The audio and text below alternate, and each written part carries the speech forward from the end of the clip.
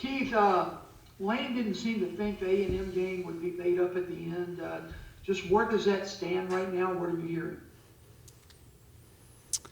I think we're going to make every effort to make up the game. We'll see how the dates play out. Right now, tentatively, A&M is scheduled to play Tennessee on the 12th. So, obviously that date would not be available. But I think we want to play the games. I think that's been important. Our league's talked a lot about that, finding ways to get the games played. I think our players want to play. I know everyone wants to play. It'll just all come down to, do you have the dates? Obviously, that 19th has been opened up, and so, we'll see how it all plays out. I think the interesting thing is that, the last 4 weeks here or so are going to be very, very fluid. I think there's going to be some games that get moved around potentially based on COVID, and I think the thought is, we don't want to have two teams that are sitting at home with healthy players. If we can somehow go ahead and play that game, we want to try to do that. So stay tuned. How about the prospect of something getting moved up to this weekend for Ole Miss? Yeah, I think it's a possibility. We got two remaining opponents, LSU and Mississippi State. And I think if either of their opponents ended up with COVID-related issues that could not play this weekend, then you might see us either hosting Mississippi State or traveling to LSU. The percentages obviously are probably pretty small on that. But, again, that's just kind of a real-life example of what the league is talking about potentially doing. So we'll wait. We have to know that by 8 p.m. tonight. And Coach Kiffin is aware of that, obviously, and so we'll adjust and do what we need to do. Thank you. Nick, go ahead. Keith, do you and your staff have any power in this decision-making process, or is this solely up to the league office? Well, we as ADs voted on this. We voted on this to make this a possibility. We voted on the 19th, first of all, to open that date up, and then, also to basically move games if we needed to. And so, to us, it's all about, you want to make sure that it's fair for both teams. Obviously, if you're traveling, maybe it changes a little bit. It's a little harder to make those adjustments, but we said from day one we want to play the games. We want to make sure that we're doing everything we can to do that. And I think so far, all of the ADs, the presidents and chancellors, the coaches, everyone's been pretty much on the same page that we want to do that. So, yeah, I would say we definitely had input into this, and, it's going to affect teams differently. And we may have wished we made different decisions when it all comes down to it. But ultimately, we want to play the games. We'll go to Parrish. Is there the possibility you guys might pick up a game against an SEC team not already on your schedule? No, it would have to be somebody who's on the schedule. Can't be somebody you've already played, and obviously, only for us the only options would be Mississippi State or LSU. Go to Neil. Keith, what are the chances because of Alabama and LSU getting COVIDed out last week, what are the chances that game gets moved to the 5th and your game at LSU gets moved to the 19th? Yeah, I think anything's on the table, Neil. I think that's kind of what we signed up for, and for us, we would certainly rather keep the games kind of played as scheduled, if we could, for travel purposes and fans and parents and those type of things. But ultimately, when we made that decision to vote this process in, we opened ourselves up for those type of situations. So I think some of that could come into play. Obviously, basketball is 10, 11 days away. If the contact tracing rules stay the way that they are right now, what happened last week could happen in basketball and shut it down for a couple of weeks. Has that been something that the ADs have talked about in terms of revisiting some of those protocols? Yeah, we talked about that at length. And I've told people the last month that basketball really concerns me because of that. I think with football, the way they meet and the way they kind of handle themselves, obviously a much larger roster, it's a little easier to handle some of these when you're doing position meetings and those type of things, and you can socially distance yourselves. In basketball, when you're 15 guys, coaches, and it's a lot harder. So I just worry that one or two positives, triggers the whole team being in quarantine for 14 days. So I think it's going to be difficult to go through a season without disruption, but we'll do what we need to do. And obviously the issue with 14 days in basketball is that's 4 or 5 games. So there's just not enough time to there's not enough built-in time at the end of the schedule to make all those games up. So it'll be difficult, but we'll do what we need to do. There has been a lot of discussion about the close contact quarantine period. We're looking at that at the league level to see if there's anything we can do. I know they're gathering data from each institution on kind of what their test results have looked like in their close contact quarantine and all of that. But then, you've got the league-wide, discussion, but then you've got individual states that have different rules as well. So there's just a lot of layers to it. Go to John. Keith, you look around the SEC football-wise, all the games that have had to be moved around. You mentioned your concerns with basketball season, and it's just around the corner.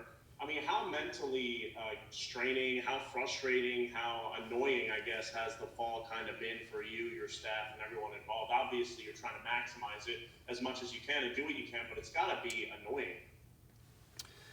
Well, I think this is our first time to deal with disruption.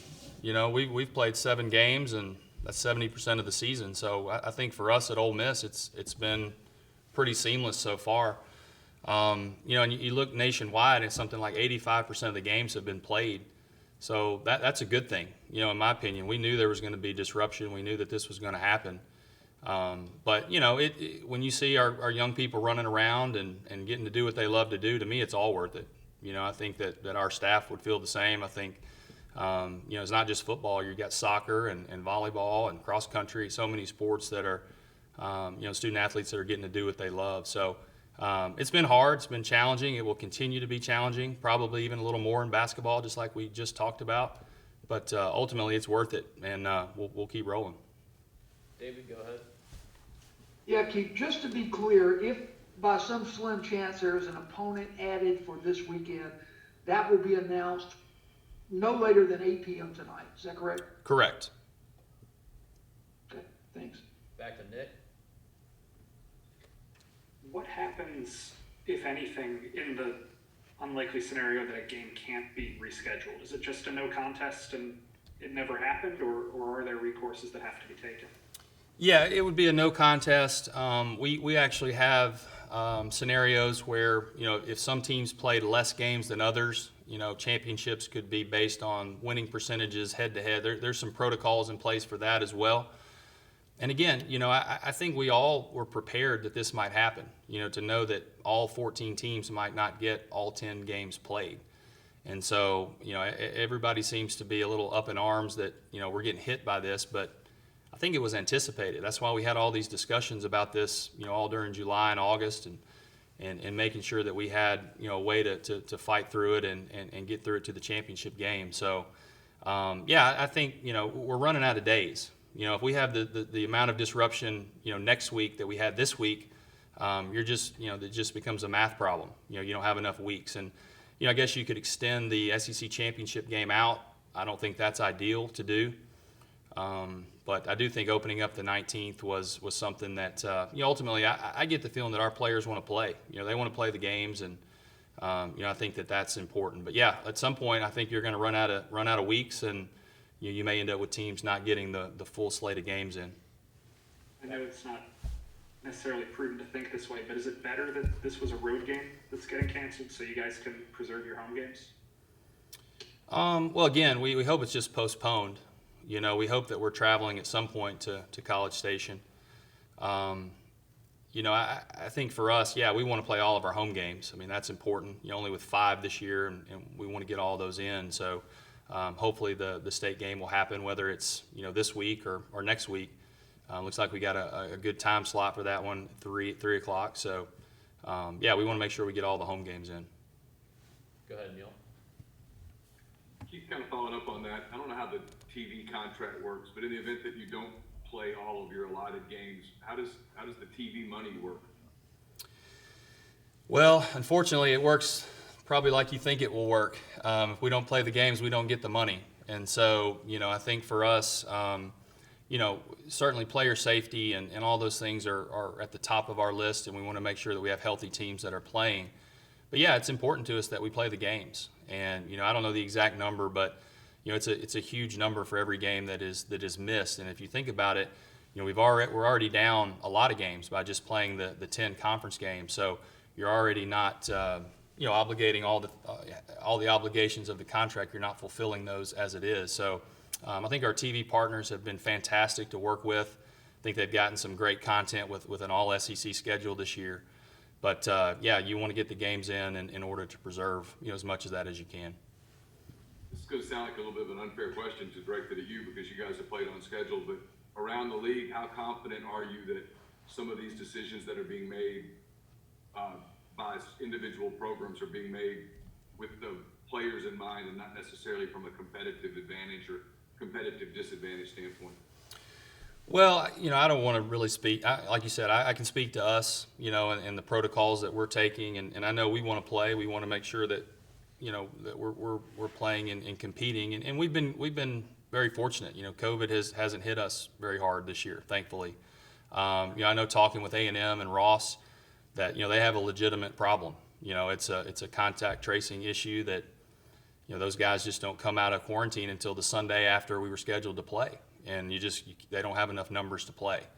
So, that's the only one that I know that I've specifically spoken with. But, you got to hope that, and I do feel like people want to play. And ultimately, hopefully, we can finish out strong. Parrish, go ahead.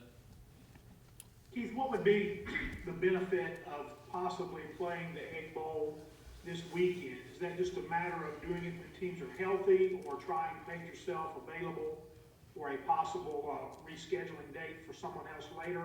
What would be the thinking there? Yeah, I think that's it, Parrish. I think, again, the mindset is if you've got two healthy teams that are sitting out and they're scheduled to play later in the year, go ahead and get the game played. I think that makes sense, and it just opens up potentially. We don't know what's going to happen next week or the week after. So just trying to get these games played as soon as possible, and while teams are healthy, us or Mississippi State might have issues next week. Who knows? So just trying to get the games played and preserve, weeks later in the season is kind of the mindset there. Back to Nick. Was there ever any talk or possibility of trying to play the A&M game on Sunday, if that's when they're getting out of quarantine, or was that not a possibility? Well, Nick, I think the issue you run into there is, there's a lot of layers to this. I don't know the exact particulars, but if they did come out on Sunday, there's still, I believe, a 5-day acclimatization period that they have to deal with, and that as they come out. So it's not just the quarantine. There's some other protocols in place too. I think we had a couple of guys that came out of quarantine, or maybe a player that came out of isolation at some point that could have played in a game, but because they had not had that 5-day period, they couldn't play. So I guess it's kind of like the Trevor Lawrence situation at Clemson, where he was able to be with the team, but he was unable to play. And so I don't know exactly how all that works out for A&M, but I don't think there would be any way we could play on Sunday. Go ahead, David. Keith, this is probably not a fair question given all the uncertainty and everything, but do you anticipate, do you feel like this football team may get a postseason bowl bid? David, you don't have to ask unfair questions if you don't want to. I got you. I got you. No, I mean we anticipate going to a bowl. We're planning to go to a bowl. That's what we want to do. We want to continue to allow our young people opportunities to play and compete. And obviously we'd love to win a couple more games and bolster that resume. But we got a committee right now that's already planning to go to a bowl. So that's our hope. Thank you. Go ahead, Jake. Hey, Keith, just to kind of clarify a clarification, I guess, it doesn't have to be Georgia and Arkansas having issues if they choose to move, say, Mississippi State to this weekend. They could just move it, as you said, to maybe make the end of the schedule a little bit easier to fit games in. No, if all four of those teams are healthy, they will play. Okay. So the only way the games would change is if either of those, if Georgia or Arkansas, our two opponents, had COVID issues. Gotcha. Okay. Thanks.